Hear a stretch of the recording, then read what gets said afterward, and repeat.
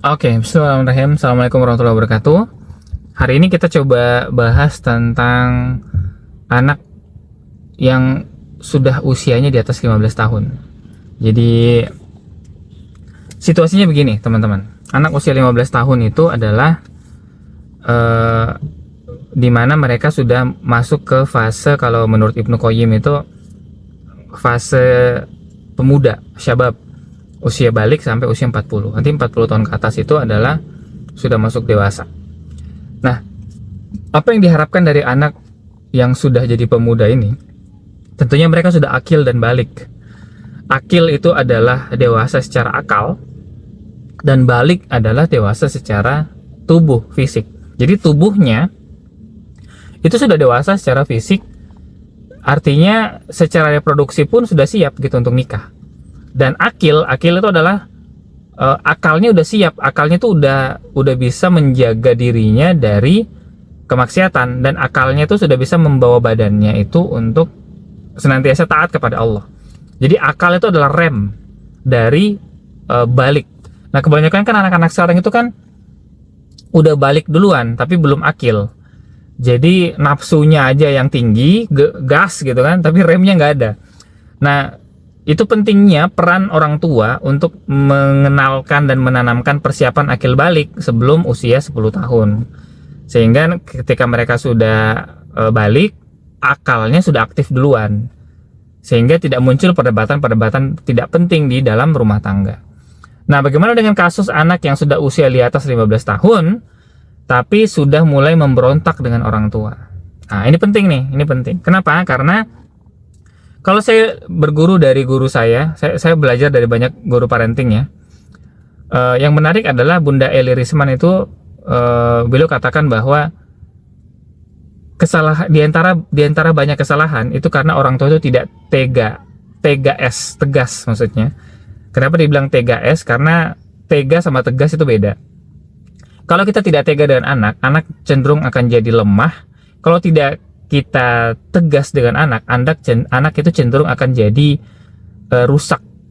Jadi tega dan tegas itu penting untuk kita treatment ke anak sebelum usia 15 tahun.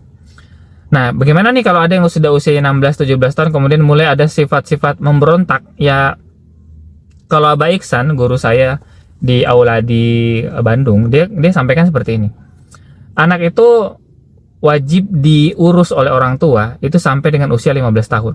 Dan kalau kita lihat ulama-ulama kita di masa tabi'in, itu mereka 15 tahun memang anaknya pada keluar merantau, tidak lagi di rumah. Mereka sudah diizinkan untuk berguru gitu.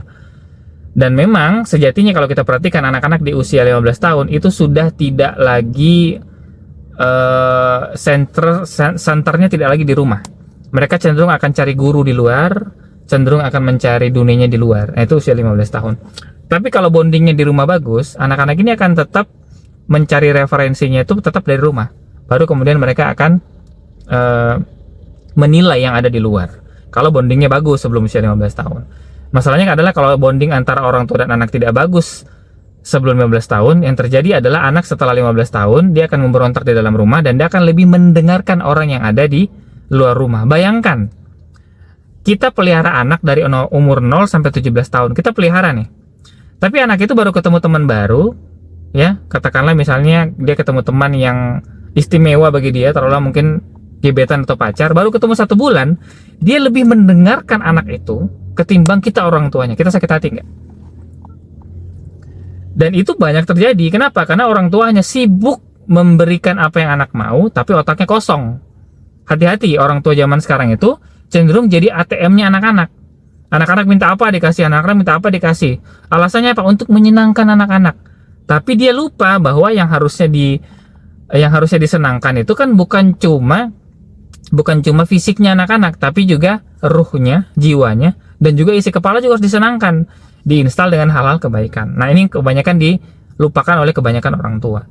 Nah, jadi kalau kita ketemu ada anak yang sudah mulai membangkang dengan orang tua di usia 16-17, intinya lewat 15 tahun, apa yang kita lakukan? Sederhana. Kalau Abah Iksan dinasihatkan seperti ini. Anak di bawah 15 tahun itu memang kewajiban orang tua untuk membiayai. Di atas 15 tahun itu berarti sedekah. Kita sudah tidak wajib lagi untuk membiayai. Jadi kalau ada orang tua yang masih membiayai anaknya di atas 15 tahun, bahkan sampai umur 20 tahun di usia nikah, itu karena orang tuanya sedekah, nggak wajib. Anak pun harus tahu posisinya. Anak saya sekarang masih umur 10 sama umur 12 tahun. Saya udah kasih tahu mereka sejak itu. Saya udah kasih tahu mereka hal ini kepada mereka jauh-jauh hari, bahwa kamu nanti 15 tahun papa sudah nggak wajib. Jadi kalau sekarang papa kasih nasihat sama kamu bersyukur, itu tandanya papa masih kasih perhatian dan papa masih sayang. Tapi kalau udah 15 tahun, mungkin nasihat papa akan berkurang, mungkin uangnya papa juga akan berkurang ke kamu. Mereka mulai mikir. Makanya anak saya yang gede yang umur 12 tahun sekarang, dia udah mulai berisik, "Pak, kapan nih bantu aku bikin kafe?" Dia pengen banget kan bikin kafe. Saya, "Oh, sabar nak, nanti kita berurutan dulu untuk grand opening segala macam gitu." Karena dia udah mulai kepikiran mungkin kan, wah 3 tahun lagi saya nih sudah harus punya penghasilan sendiri. Nah, kalau ada anak yang udah umur 16-17 ngotot dibiayai, alasannya aduh cita-cita saya masih tinggi nih, saya masih harus disupport gitu sama orang tua, tapi nggak mau ikut aturan orang tua, ya orang tuanya gampang ngomong aja kayak gini, "Oh, mohon maaf ya, kamu usianya udah 16 tahun, udah 17 tahun, nggak mau ikut aturan rumah, tapi masih mau dibiayai, itu salah, mohon maaf. Kalau kamu mau dengan aturanmu sendiri, kita nggak larang, silahkan." Ini cara ngomong ya, cara ngomong dengan anak-anak yang udah 16-17 tahun tapi mulai membangkang di rumah, mulai nggak mau ikut aturan, mulai kepala batu lah kalau kita orang timur bilangnya. Ya kita bilang aja, "Oke, nggak apa-apa, memang kamu udah masuk masa pemuda ya, jadi udah boleh punya pikiran sendiri, tapi mohon maaf karena kamu sudah 17 tahun, papa atau mama udah nggak wajib lagi untuk biayai kamu.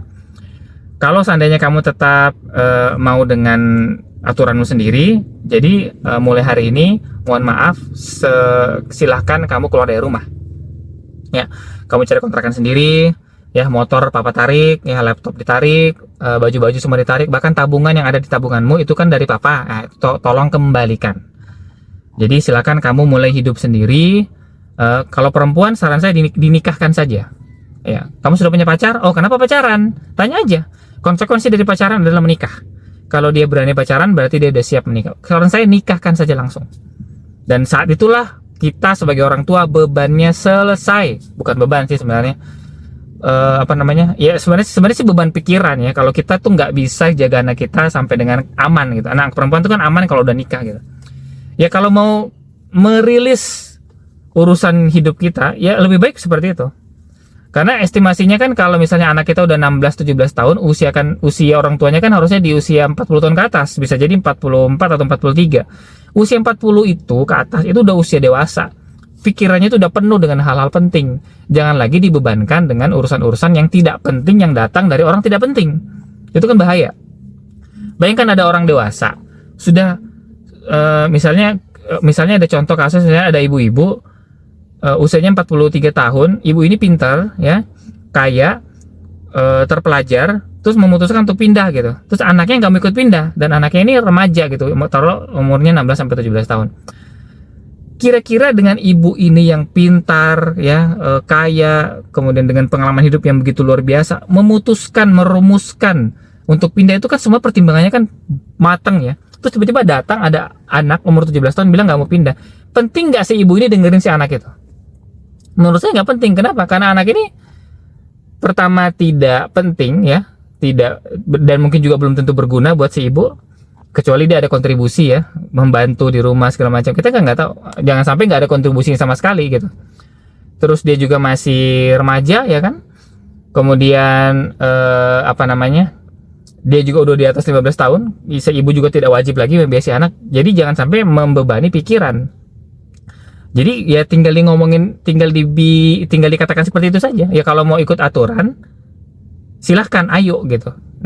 Masih akan dibiayai tapi sifatnya sedekah. Kalau sudah tidak mau ikut aturan, jangan nuntut diurus, jangan nuntut dibiayai, jangan nuntut diperhatikan, kan nggak mau ikut aturan. Dan begitulah cara kerja, dan begitulah cara kerja dunia gitu. Nggak bisa kita nuntut sesuatu terlalu banyak ke kita, tapi kitanya sendiri tidak mau berkorban untuk orang lain. Dari rumah pun anak-anak sudah harus dididik seperti itu. Jadi saran saya untuk orang-orang yang punya masalah dengan anak remajanya di rumah ya,